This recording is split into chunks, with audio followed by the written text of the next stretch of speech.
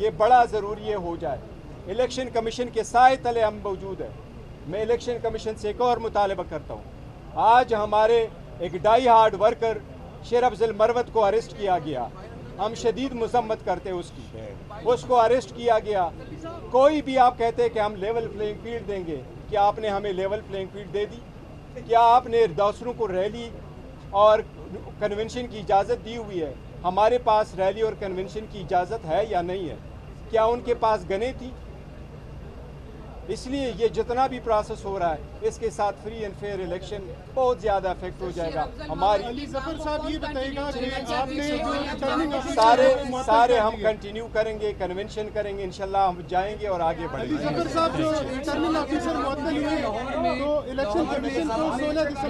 आपने स्टे लिया है जिसकी वजह से DROs का जो स्टे आपको मिला है उसकी वजह से इलेक्शन प्रोसेस रुक गया है। तहरीक इंसाफ सबसे ज़्यादा इलेक्शन इस वक्त चाहती है, तो आप इसको किस नज़र से देखते हैं? मुल्क पूरे में इस वक्त इलेक्शन का प्रोसेस रोक दिया इलेक्शन कमीशन ने उस स्टे के बाद। जी देखिए, नंबर वन तो वो PTI ने फाइल नहीं किया, वो केस जो है जी पाकिस्तान तहरीक इंसाफ वो कौन सा केस की बात कर रहे हैं? हाँ देखिए, हमेशा से हमारा एक मौक़िफ़ रहा है, वो मेकअप यही है कि जब मैं समझ गया, देखिए हमारा एक मौक़िफ़ रहा है और वो मौक़िफ़ थ्रू आउट यही रहा है कि इलेक्शन कमीशन जब इलेक्शन करवाएं तो free and fair and transparent करवाए, ये आईनी जिम्मेदारी है।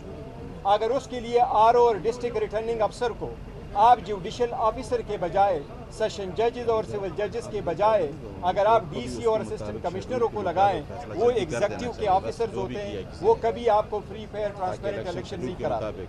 इलेक्शन कमीशन ने उनकी अपॉइंटमेंट बड़ी दूर कर ली थी, ये इलेक्शन के पार्ट पे हैं। कभी इनको रिटर्निंग अफसरान जो है वो जुडिशरी से लगाने चाहिए थे, ना कि वो DC को लगाए। तो इसलिए ये मैं समझता हूँ ये एट्रीब्यूटेबल है टू द इलेक्शन कमीशन।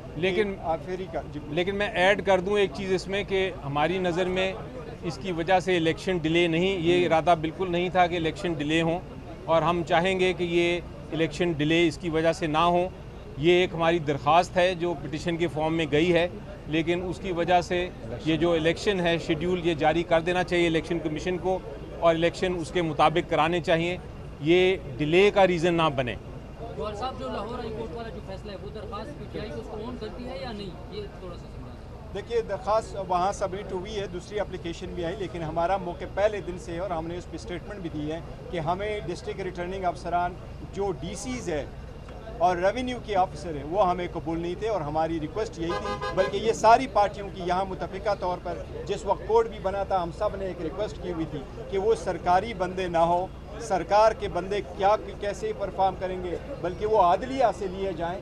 सिर्फ चंद ही तो लोग हैं, 266 बंदे आपने लेने थे, 266 जो है आप जुडिशरी से लेते, ये सब का मौके पर अफकोर्स हम सारे, अगर दरख्वास्त हमारी गई है तो हम ऑन करते हैं। इलेक्शन नहीं होने चाहिए, डिले इलेक्शन की वजह से।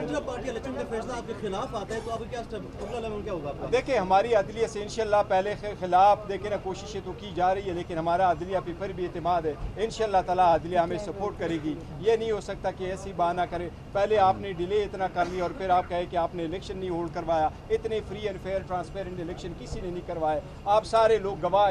कौन सा काम था जो आपकी नज़रों के सामने नहीं था? क्या शेड्यूल आपके सामने अनाउंस नहीं हुआ था? अली जफर साहब ने अनाउंस नहीं किया था डेट का? क्या शेड्यूल शेयर नहीं हुआ था? क्या लेटर इलेक्शन कमीशन को सिक्योरिटी के लिए जो लिखा गया वो आप लोगों के थ्रू नहीं गया था? इलेक्शन कमीशन का लेटर हमारे पास आया, क्या वो आपके थ्रू नहीं था? हमने वेन्यू जब शेयर किया पेशावर पुलिस के साथ, KPK पुलिस के साथ, क्या आपके थ्रू नहीं हुआ था? क्या जितने लोग वहाँ जमा हुए थे सिर्फ रिजोल्यूशन के लिए, क्या ये नहीं थे? कौन सी पार्टी है जो अनअपोज इलेक्शन अगर हो वो फिर भी रिजोल्यूशन में करवाए? कि क्या किसी को इतराज़ है? हमारे रूल्स में इतना तक लिखा हुआ है कि अगर अनअपोज पैनल भी आ जाए तो वोटिंग वेन्यू पे लोगों से रिजोल्यूशन पास कराया जाए कि क्या आपको इस पर कोई इतराज़ है। मैंने पहले भी जिक्र किया था, खान साहब जब उंगली उठाते हैं अपने वर्करों के, ये मेरा पैनल है, कोई अपोजिशन में नहीं आएगा, जो इस बात की दलील है कि हमारी पार्टी मजबूत है और हमारे खिलाफ प्लांटेड लोग लाए गए।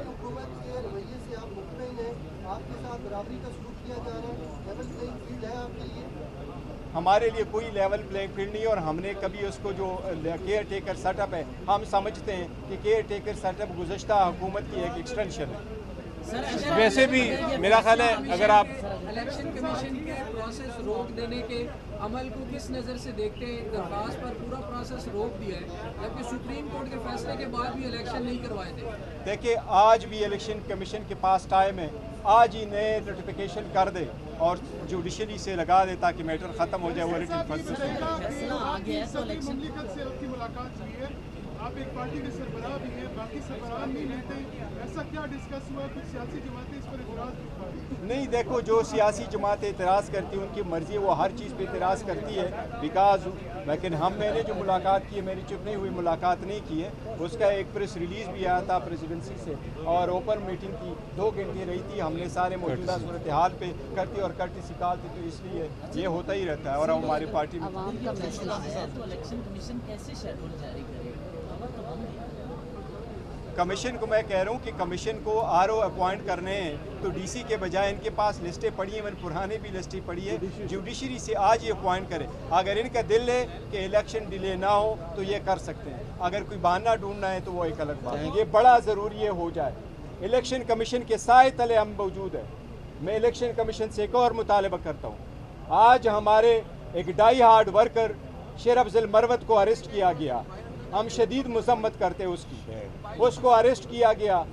कोई भी आप कहते हैं कि हम लेवल प्लेइंग फील्ड देंगे, क्या आपने हमें लेवल प्लेइंग फील्ड दे दी?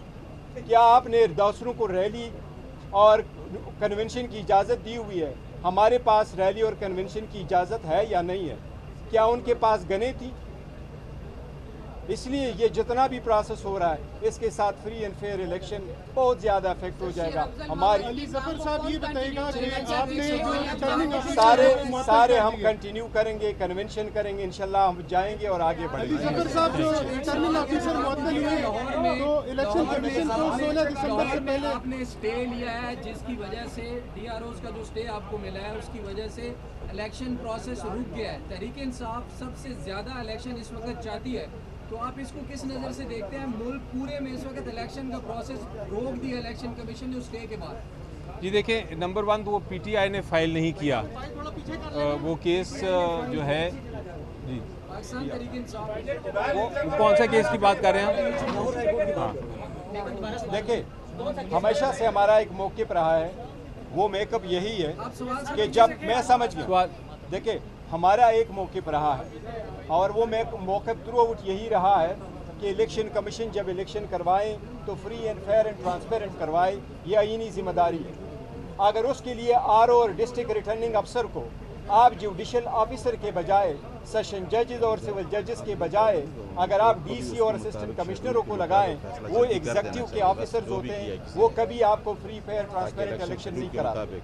इलेक्शन कमीशन ने उनकी अपॉइंटमेंट बड़ी दूर कर ली थी, ये इलेक्शन के पार्ट पे हैं। कभी इनको रिटर्निंग अफसरान जो है वो जुडिशरी से लगाने चाहिए थे, ना कि वो DC को लगाए। तो इसलिए ये मैं समझता हूँ ये एट्रीब्यूटेबल है टू द इलेक्शन कमीशन। लेकिन मैं ऐड कर दूं एक चीज़ इसमें कि हमारी नज़र में इसकी वजह से इलेक्शन डिले नहीं, ये इरादा बिल्कुल नहीं था कि इलेक्शन डिले हों, और हम चाहेंगे कि ये इलेक्शन डिले इसकी वजह से ना हो। ये एक हमारी दरख्वास्त है जो पिटिशन के फॉर्म में गई है, लेकिन उसकी वजह से ये जो इलेक्शन है शेड्यूल ये जारी कर देना चाहिए इलेक्शन कमीशन को, और इलेक्शन उसके मुताबिक कराने चाहिए, ये डिले का रीज़न ना बने।